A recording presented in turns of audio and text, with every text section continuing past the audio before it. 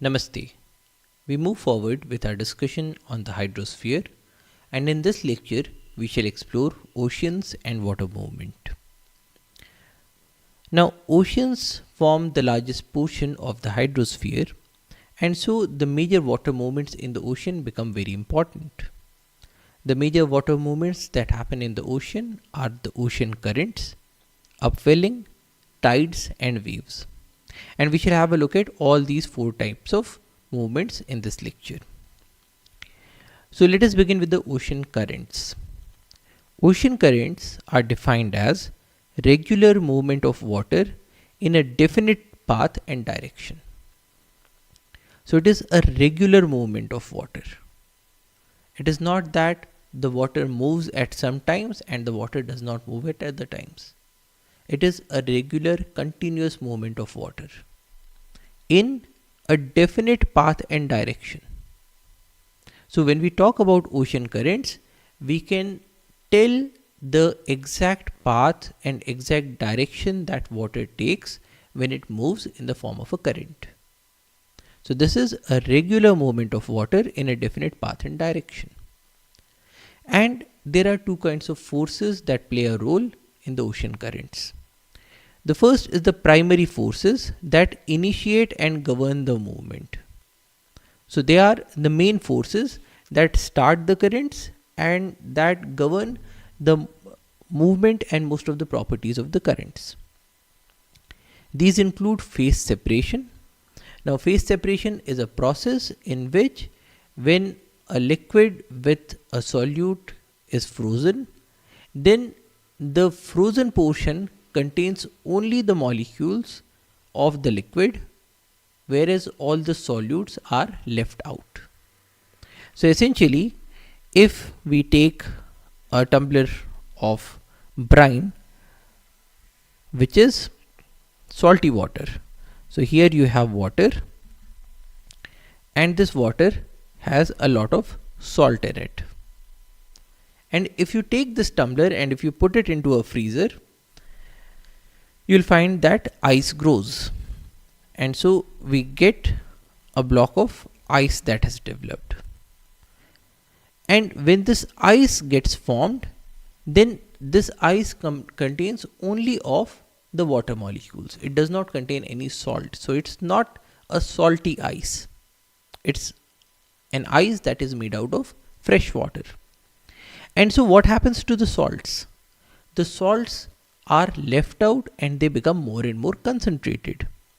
Now with time you will have a situation in which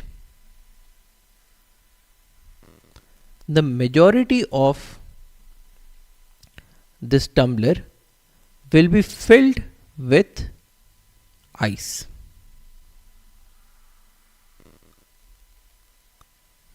So in this case, all of this is ice. And we will be left with this portion, which is a highly concentrated salt solution. So this is a salt solution which is highly concentrated.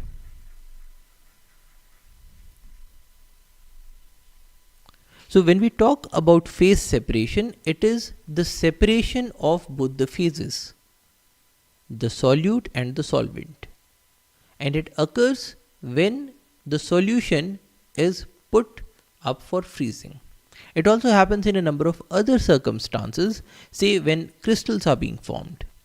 But for the context of hydrology, we are more or less interested in the phase separation that happens in the case of salty water when it is being frozen. Now, it becomes very important in the case of thermohaline circulation, because what is happening here is that when you are reducing the temperature, you are getting a ice that is made out of pure water and you are getting a very highly concentrated salt solution. Now, this salt solution that remains, it has a number of properties. One, it is very saline. Two, it is also very cold, because it is resulting when the water is being frozen, and so the temperatures are also very less.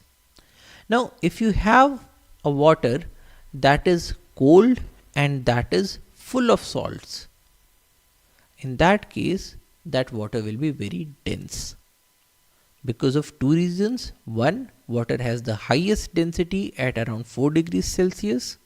So, if you reduce the temperature, the water becomes more and more dense.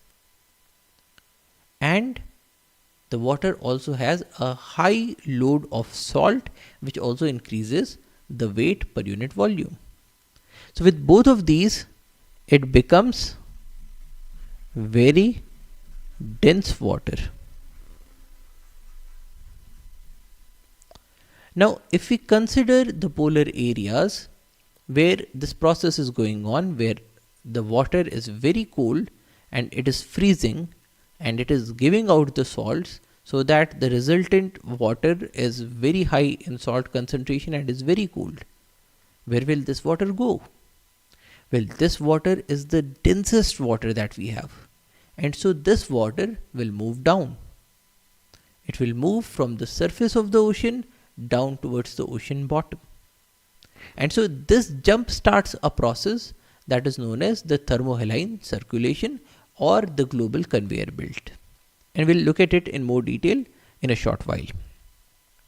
So this is one primary force that initiates and governs the movement of water. Another primary force is heating. So if the water is being heated, you'll get things like convection currents. Or you'll have forces like winds that get developed. So the third primary force is wind. In this case, if you have the body of water and there is continuously a wind that is flowing in a particular defined direction. Now the water molecules that are there on the surface, they will also interact with this wind, and they will also start to move in this particular direction. And this will result in the generation of a surface current. So winds are also primary forces that initiate and govern the movement. Another force is gravity. So when we are talking about phase separation, the water that is very dense, is very cold, is moving down because of gravity. So gravity plays a role in the movement of water. Once this dense and cold water reaches to the bottom of the oceans, where will it go from there? Well, it will take the path that takes it even further down. So for instance, if this is the continental shelf, then we have the slope and then we have the abyssal plain. And we are getting ice formation in this place, which will result in a very dense water. So this dense water, it was formed here, it moved down because of gravity, and once it has reached to the floor, it will now move along this surface. So it will be very similar to the flow of water over land. Now this water is behaving like a very different water from all the remaining water that is here. This denser water, it is flowing like a river, and this is flowing like a river because of gravity. So this movement of water is being done because of gravity. Another primary force is the Coriolis force, because it governs the movement. And as we have observed before, Coriolis force is a fictitious force that happens when you have movement on a body that is rotating with respect to an inertial frame of reference. Now because the earth is rotating, so any movement in the northern hemisphere will be turned towards right, any movement in the southern hemisphere will be turned towards the left, with the Coriolis force being maximum at the poles and zero at the equator. So Coriolis force, because it defines the direction of movement of water, so it is also a primary force. Then we have secondary forces that alter the movement. So these secondary forces include shape of the ocean floor. So when we say that this water is moving along the ocean floor, then it is following the contours of the ocean floor, meaning that if the ocean floor has a different configuration, this water will perhaps move differently. So this becomes a secondary force. It becomes a secondary factor that is altering the movement. It is not initiating the movement, it is not governing the movement, but it is bringing about small alterations. Similarly, the arrangement of coast. So when we have a surface water,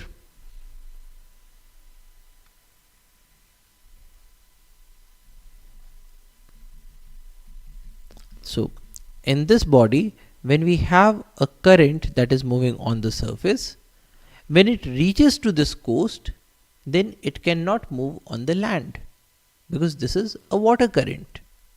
So depending on the shape of the coast, this water will have to change its direction. So in this case, the shape of the coast also becomes a secondary force or a secondary factor, which is altering the movement of water. It is not initiating, it is not governing the movement, it is just altering the movement of water. So these are the two kinds of forces that play a role. Now ocean currents are divided by depth into surface currents and deep currents. Now surface currents are fast currents, typically around 10 to 100 centimeters per second, but they move away a very small amount of water. Just 10% of ocean water moves because of surface currents, and they arise due to winds and tides.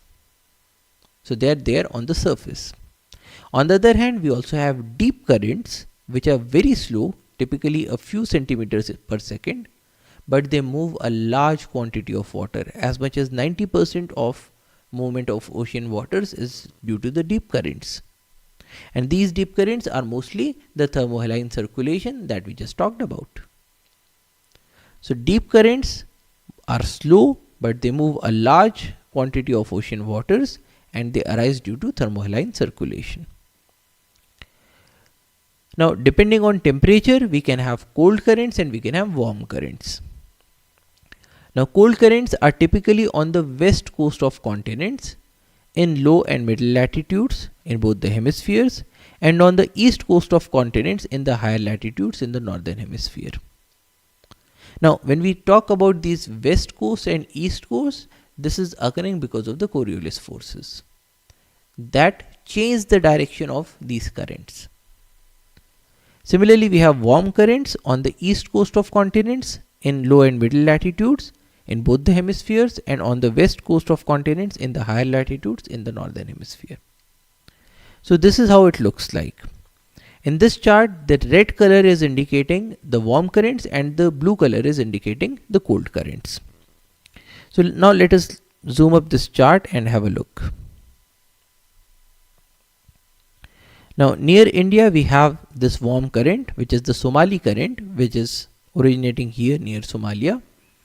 It moves like this, and then on the west coast it turns like this, and then it joins the equatorial current, the north equatorial current. In the Bay of Bengal also we have this movement. Now you'll notice here that India being in the northern hemisphere, these currents are turning towards their right. In the southern hemisphere, the currents are turning towards their left. And here we have, in the Indian Ocean, we have the West Australian current, which is a cold current. It moves, then it warms up, and it becomes a part of the South Equatorial current. Now, because the North Equatorial current is moving westwards and the South Equatorial current is moving westwards, typically here we get an excess amount of water. And this flows towards the east in the form of an equatorial counter current. And all of these are warm currents. Then this South Equatorial current, it moves along the coast of Africa in the form of Agalhas current, which then splits and becomes a part of the wind drift in the southern hemisphere. This wind drift also splits here to reach the southern coast of Australia. So this is a cold current. Now near the Antarctica, we have the west wind drift and the east wind drift, and all of these are cold currents. Now in the Atlantic Ocean, in the South Atlantic, here we have the Benguela current. Again, here you can note that the currents are turning to their left, this being the southern hemisphere. So you have the Benguela current, which is a cold current, and it touches the western coast of Africa. Now being a cold current, it reduces the temperature, and at the same time it makes the air very dry. And so this area will typically have deserts. So we have the Namib desert here. Then it meets with the south equatorial current, and here as well we have the equatorial counter current and the north equatorial current. Now the south equatorial current moves southwards in the form of Brazil current, and this is a warm current. Now being a warm current, it will increase the temperatures and it will create more amount of rainfall because it will make the air more humid. And then this will ultimately join the west wind drift. In the northern Atlantic, we have this north equatorial current, which then moves in the form of Gulf Stream. So the Gulf Stream is a warm current. So in the northern hemisphere, what we are observing is that the eastern coasts are having the warm currents and the western coasts are having the cold currents. Now this Gulf Stream continues in the form of North Atlantic current, then it turns and becomes the Canary current. Now Canary current is a cold current. So here as well you will find less amount of rainfall, so these areas will be typically drier. Then this North Atlantic current, it moves further, becomes the Norwegian current. So this is a warm current, it moves towards the polar regions, becomes cold, and then it becomes a cold current. Now this cold current then moves in the form of East Greenland current, and here you can observe that it is following the coast. So when we said that the shape of the coast plays a role, here you are observing that the shape of the coast is actually playing a role. Otherwise, probably this current would have moved like this. So because the Greenland is like this, so we have this current that is following the coast. And then in this area, it becomes the Labrador current, which is a cold current.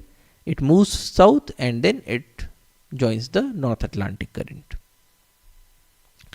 In the Pacific Ocean, we have the Alaskan current, which is a warm current. So again here this here we have a warm current, and then it continues in the form of Californian current, which is a cold current. Here we have the North Pacific current, which also joins it. So Californian current being a cold current, it will reduce the temperatures and it will reduce the rainfall. So the western portion will be typically drier. Then we have the North Equatorial current, the South Equatorial current, and the Equatorial counter current.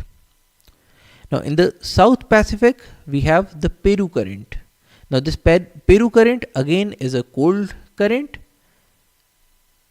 and so these areas will be cold and dry, and so we again have deserts in this area.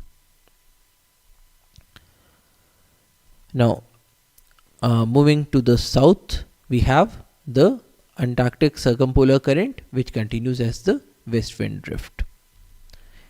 And here the cold portion continues in the form of, in the North Pacific, it continues in the form of cold current, which is known as the Oyashio current, and here we have the warm Kuroshio current. So these are moving in opposite directions. And in the South Pacific, we have the East Australia current, which is a warm current. Now here again, because this is a warm current, so these areas will get more amount of rainfall. This West Australian current being a cold current, these areas will have less rainfall. So typically you can observe that the east coast of Australia is wetter, because of which we are getting more amount of forest. The west coast of Australia is more drier, and so this portion, it is appearing to be dry.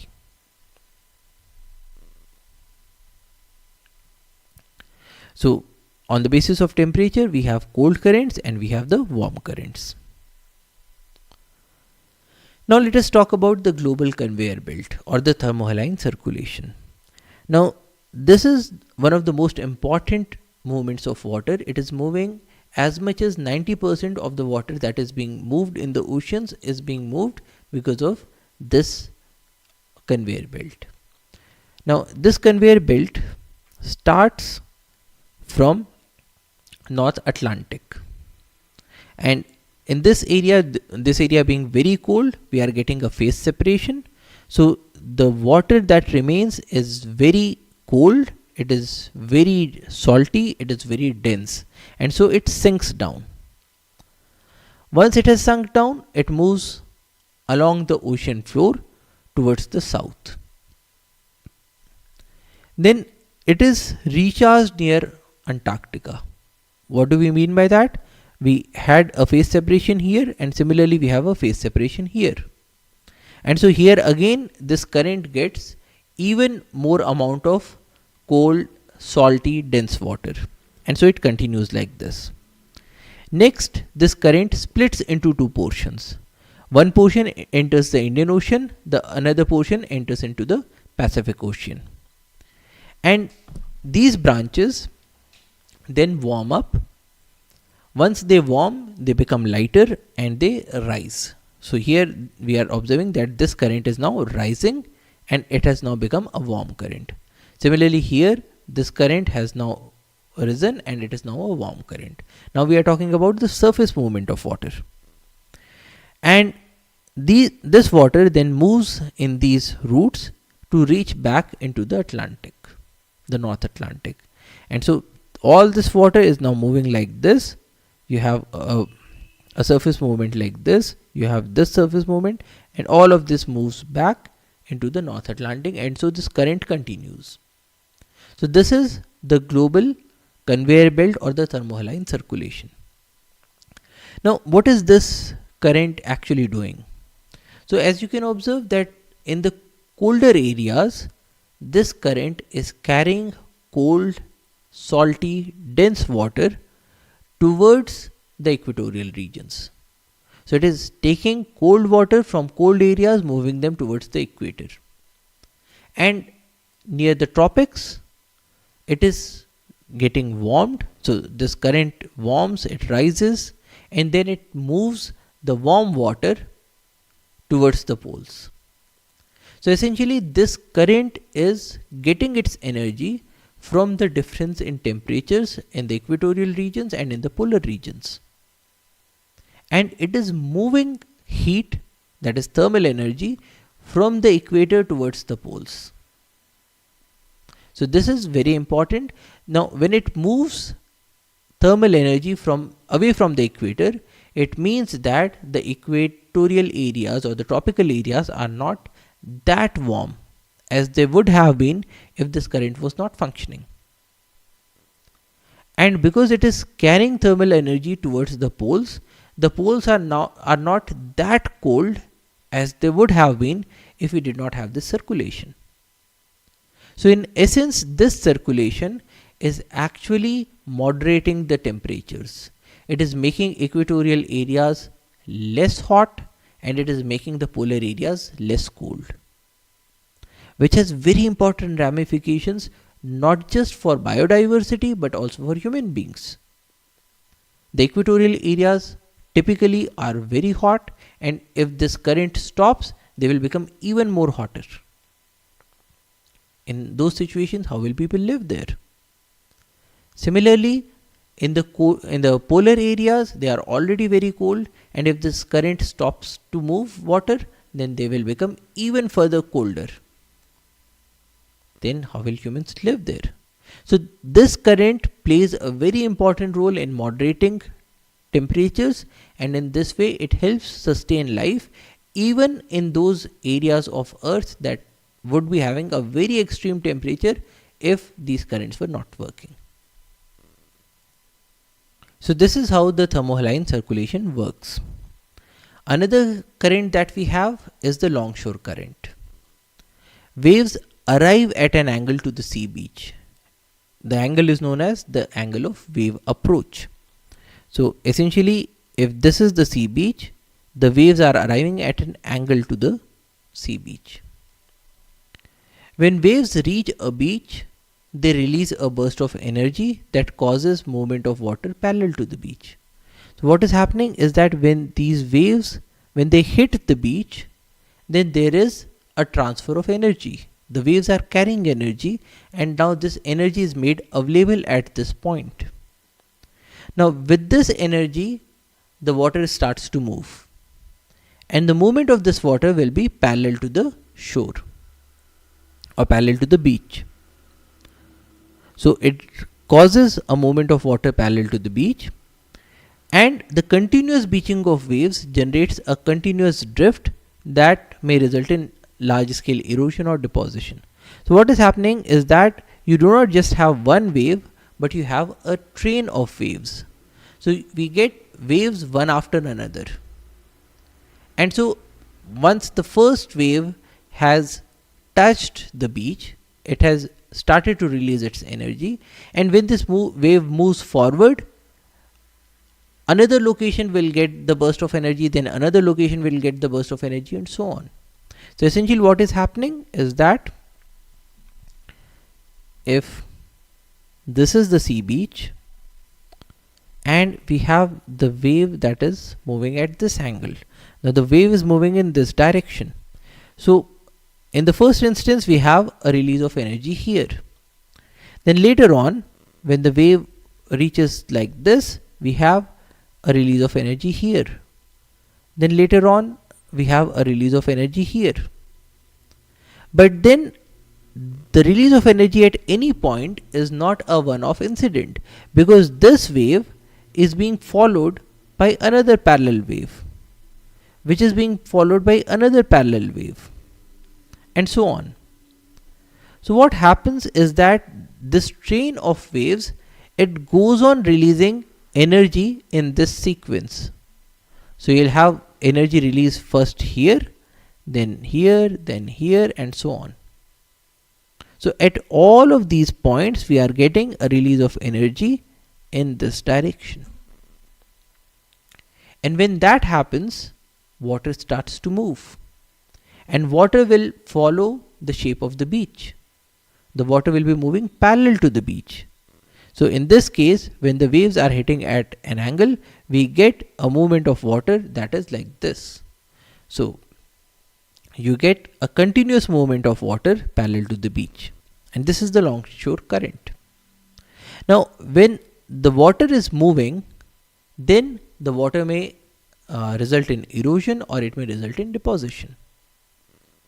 So what is the water going to erode? The water is going to erode the sand that is there on the beach.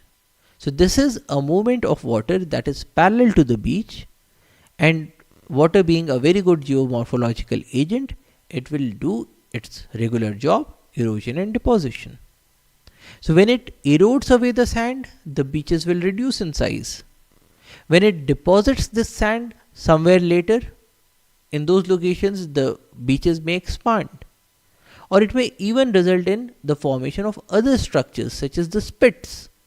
So we had observed spit in one of the earlier lectures, and the spits are formed because of the longshore currents, or it may result in the generation of a sand barrier. So we get different landforms in the form of eroded beaches, sand barriers, spits and so on, that are generated because of the longshore currents. Now the strength of the longshore current depends on a number of factors. The speed of the waves, because more the speed, more quickly is the energy getting released, and so the waves will be more powerful. The angle of the wave approach, the height of the waves, and the slope of the beach. Ocean currents play a number of important roles. They help in the movement of energy from the equator to the poles, meaning that they are transferring energy, that is thermal energy, from the equator which are getting more heated towards the poles which are having a deficit of energy.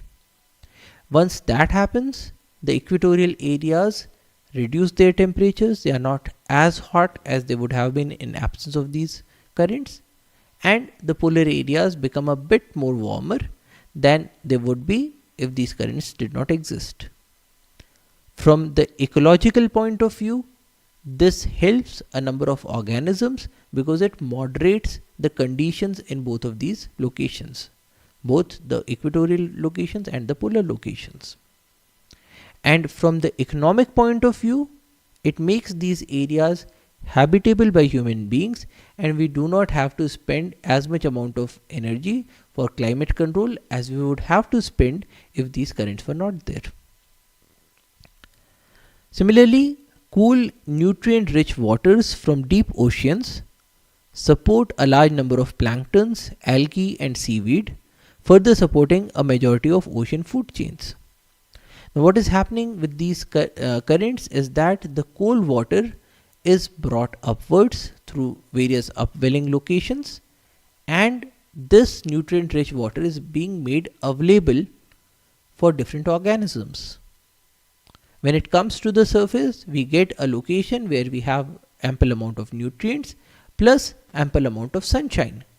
So the organisms, the phytoplanktons and the plants will be able to use these nutrients to make food. Now, ecologically, this will support a large number of food chains in the ocean. And from an economic point of view, we will be able to harvest this biodiversity that is sustained by these currents.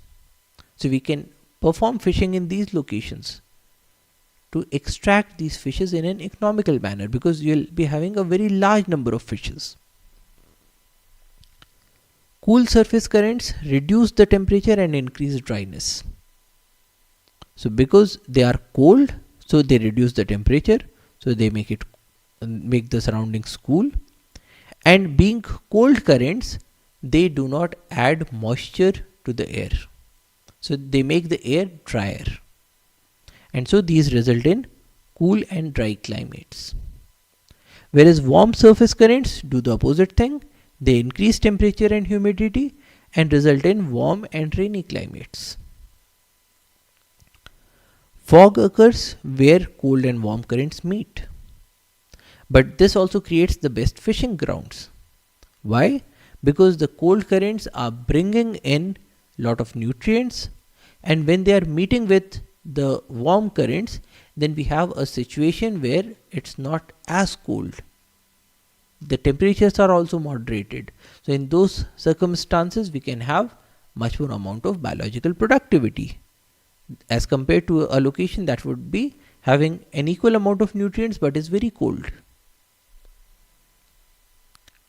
Ocean currents aid navigation by reducing fuel consumption, because the waters themselves are moving, and so any vessels that are floating on this water, they will also be moving along with the current. So if you move a ship along the route of a current, then less amount of energy is required to move the ship. So it helps to save fuel.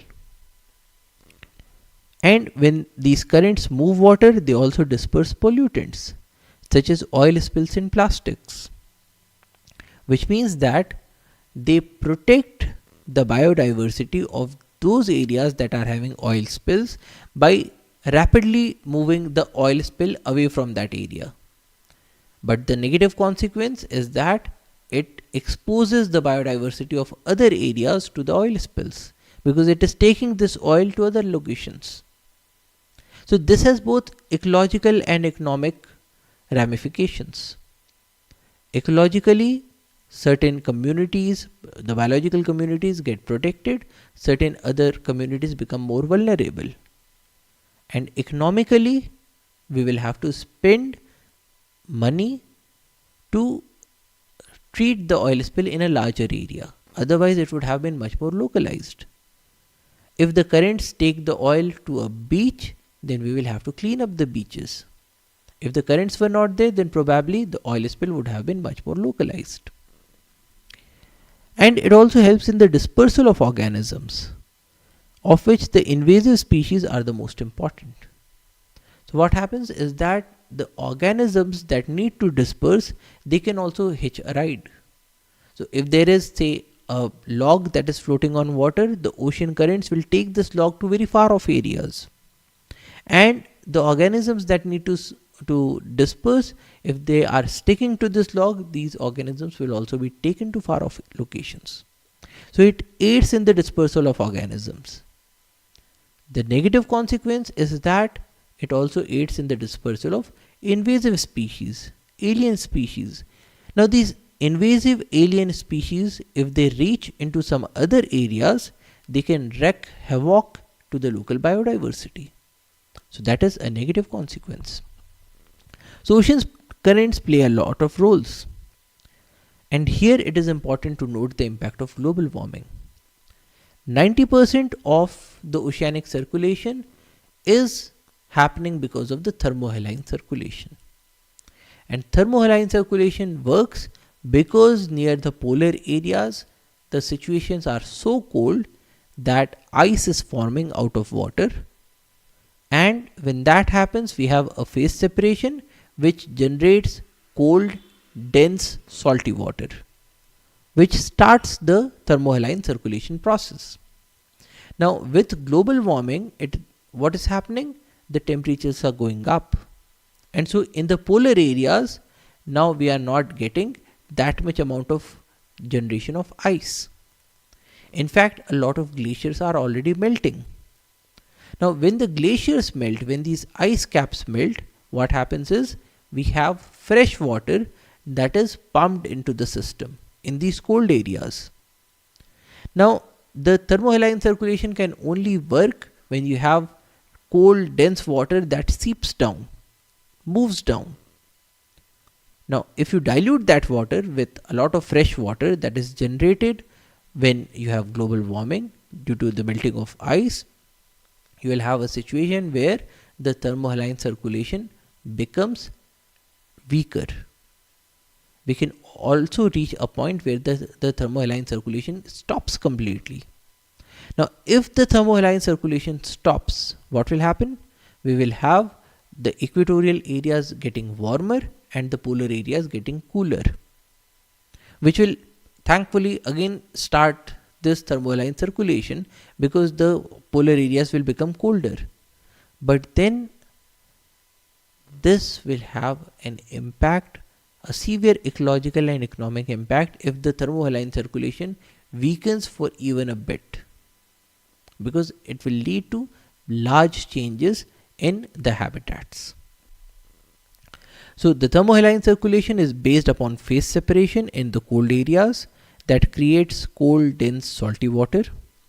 Global warming is resulting in the melting of glaciers in these areas, resulting in more warm, light and fresh water, which hampers the thermohaline circulation. And when this happens, the movement of heat from the equator to the poles will reduce, resulting in warmer tropics and colder poles. And warmer tropical waters will result in more severe cyclones. Why?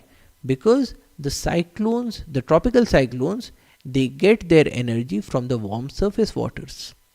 So if the thermohaline circulation stops, we will have more amount of warm water in the equatorial and tropical areas.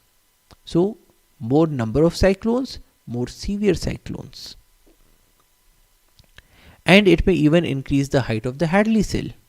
Why? If the areas are warmer, then we will have larger sized convection currents in the atmosphere. That would increase the size of the Hadley cell. So we will have changes in the atmosphere as well. And higher temperatures in these areas will result in more water vapor in the air, which is a greenhouse gas. So what is happening?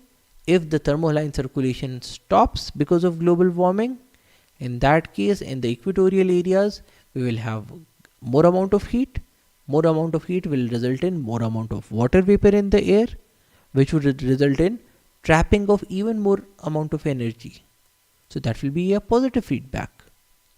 So essentially what happens is that because of global warming, we will have warmer poles. Warmer poles will result in reduced thermohaline circulation, that is weakening of the thermohaline circulation, and warmer poles will also result in the melting of ice caps, which would reduce the albedo. Now, albedo refers to the reflectance of a surface. When we look at white colored ice, it reflects most of the heat. Now, when this ice melts, the areas will become covered with water, and water has a much lesser albedo as compared to ice. So, this water will then absorb more amount of sunlight as compared to ice. And when more amount of sunlight is absorbed, in that case, the poles will become even warmer. So, with reduced albedo, we will have an even warmer pole, which will further lead to more amount of melting of ice, further reducing the albedo, which will further warm the poles. So, this is a positive feedback. If there is global warming, the poles will become warmer and warmer with time. Another thing that will happen in the tropics is that global warming, because of reduced thermohaline circulation, will result in warmer equator in tropics. Directly as well, global warming will result in warmer equator in tropics, which would result in more amount of water vapor in the air, which would then further enhance the global warming. So what we are observing here is that if you have global warming, then up to a certain level, you are protected by the global thermohaline circulation. But after a level, what will happen is that it will become a positive feedback. And once it becomes a positive feedback, it will be next to impossible for us to reverse the process. So when we talk about the global community setting a threshold or setting a limit to the amount of warming that is tolerable, this is what we are talking about. If warming continues beyond a level, we will find a large destruction of biodiversity, and perhaps we will reach a stage where we will have no longer any control to bring the system back to normal because of the positive feedbacks. Another movement of the ocean water is upwelling. Now, upwelling is the movement of waters from down below to upper areas. And this typically happens because of winds. So when winds push the surface water away from a location, the deep water rises to fill its place, and this is known as upwelling. An opposite process called downwelling also happens if the winds are concentrating surface waters into an area. So where will those waters go? They will move to the sides or they will go down. And those locations will be known as downwelling locations. Now, upwelling brings cold, nutrient-rich water to the surface, which increases biological productivity, creating rich fishing grounds.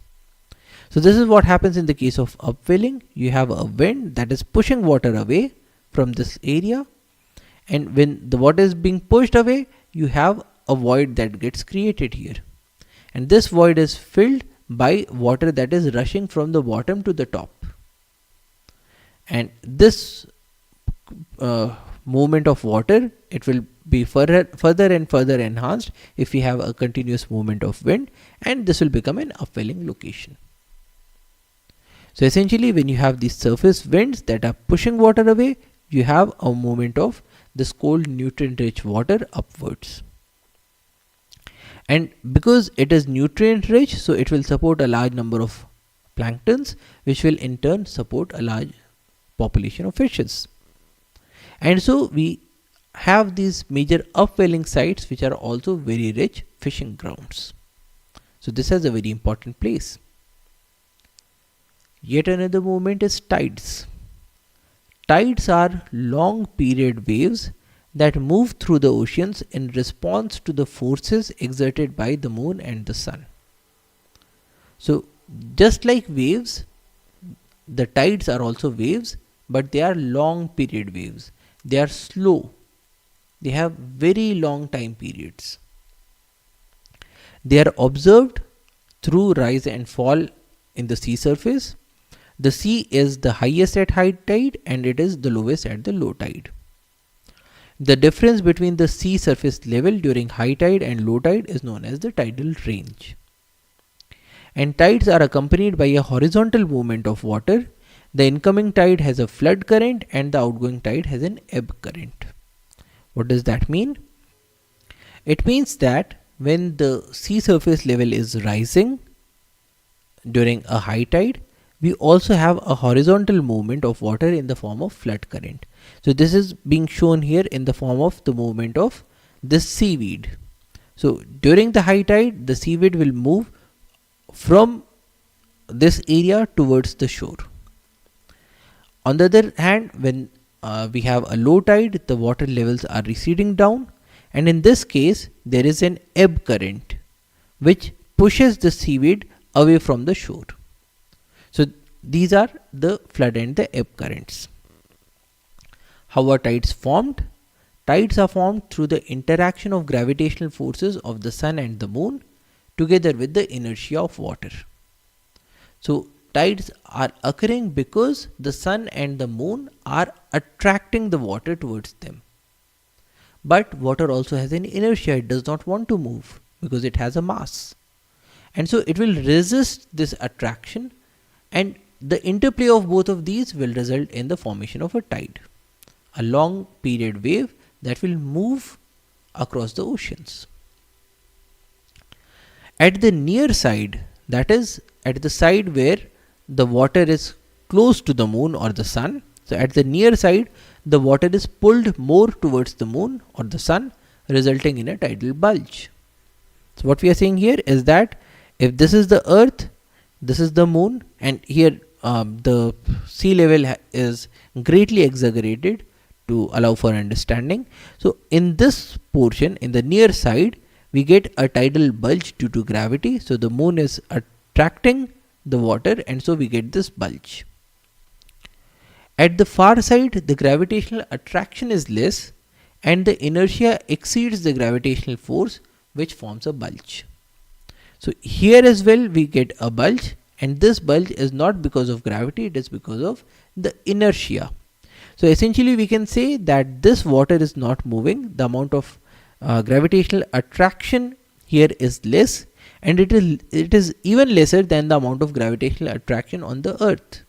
So essentially the water remains here because of inertia, the earth moves, and so we get a tidal bulge here as well.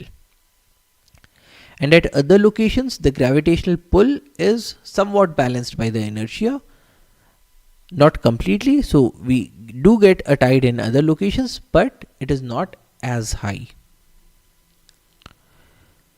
Thus we get two bulges by the moon and two bulges by the sun. And the interaction between these bulges results in spring and neap tides, meaning that if the sun is resulting in a high tide, the moon is also resulting in a high tide. So both of these impacts will add together to make an even higher tide.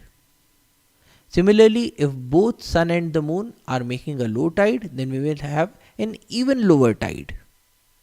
Whereas if one of them is making a high tide and the other is making a low tide, in that case the effects will cancel out somewhat, and so we will not have that high or that low a tide. So both these bulges interact and they result in spring and neap tides. Now the solar tide moves in a 24-hour cycle because this is the period of rotation of the earth, whereas the lunar tide moves in a 24-hour and 50-minute cycle because the moon, when it is revolving around the earth, this is the amount of time it takes when we also consider the rotation of the earth. And in each cycle we have two high tides and two low tides. So this is how it will look like.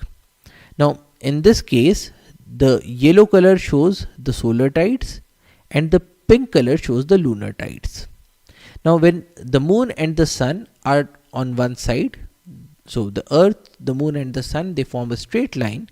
So in this case, here we are getting a high tide, and the height is very high because both of these impacts are adding together.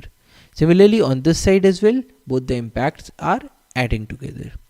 So when you have both the sun and the moon on one side, or the sun and the moon on opposite sides.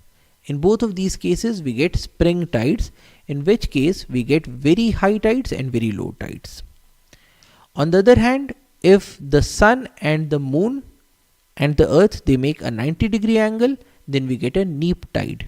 So these are not as high because the impacts are not adding together. So this is a neap tide and this is a neap tide.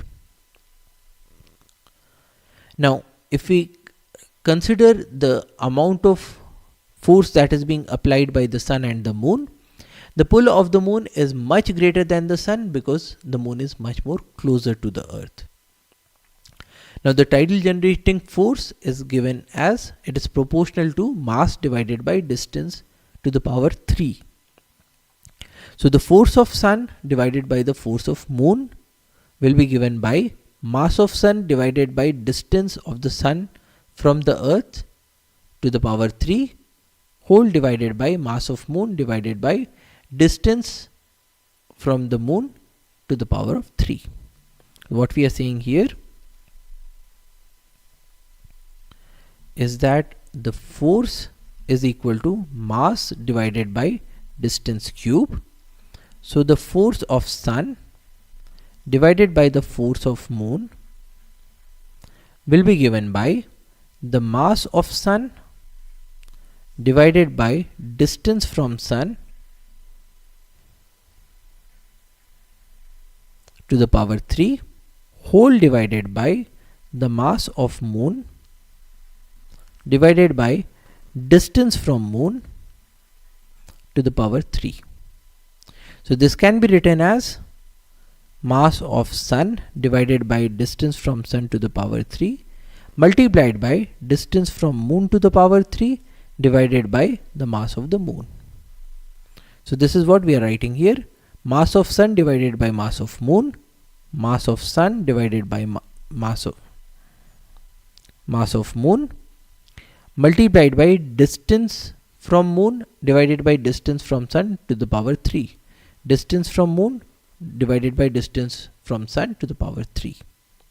And putting in the figures for the mass of sun, mass of moon, distance of earth from the sun and distance of earth from the moon, we get that force of sun divided by force of moon is 0.46, which means that the tide generating force of the sun is only 46% or roughly half of that of the moon.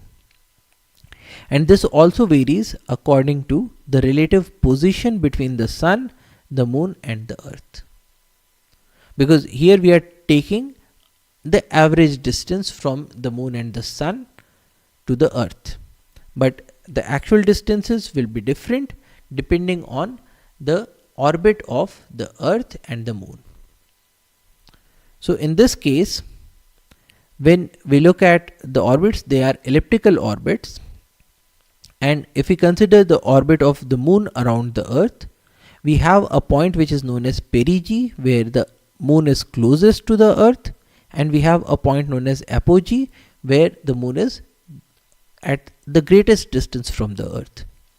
Similarly, if we consider the orbit of the earth around the sun, we have a point that is known as perihelion, where the earth is closest to the sun, and we also have a point called aphelion, where the earth is the most distant from the sun. Typically, these points occur around 2 to 4 July and 2 to 4 January. Now, in this case, if we have this configuration where the earth is at the perihelion, so the sun is exerting the largest amount of force, the moon is at the perigee, that means that the moon is also exerting the largest amount of force that is possible, we will have exceptionally high tides. So these will be exceptionally high spring tides. So this is about tides. Now the passage of tidal bulges is further influenced by the position of the continents that block the westward passage of the tidal bulges. So when we have these tidal waves that are moving, if there is a continent that comes in the way, then the tidal waves are not able to move.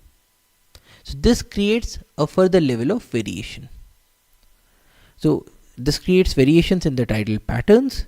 There are three prominent tidal patterns: semi-diurnal tides, which means two high and two low in each day, each of roughly the same height; diurnal tides, which is one high and one low in each day; and mixed semi-diurnal tides, which is two high and two low in each day, but of different heights. So different locations on the earth have different patterns. We have semi-diurnal, diurnal and mixed semi-diurnal tides. Another motion of the ocean water is in the form of waves. Now, when we have a wave that is traveling, the particles of water only move up and down. They do not move in the direction of the wave. Wave only transfers energy, it does not transfer the mass. And waves originate when ships or birds touch water and create a ripple, or if there is an earthquake that creates a tsunami wave, or when there is wind. Now, when you have wind, the friction between air and the water surface creates small ripples which provide wind a surface to push against, which then form waves which grow in size and height, reaching a maximum size when their speeds match the speed of the wind, and especially in areas that are not interrupted by land. So if we look at a global view of the wave height, we will find the largest or the highest waves in these areas where you do not have any land mass for a very long distance. So that's about the movement of waters. In the next lecture, we shall explore the hydrological cycle. That's all for today. Thank you for your attention. Jai Hind.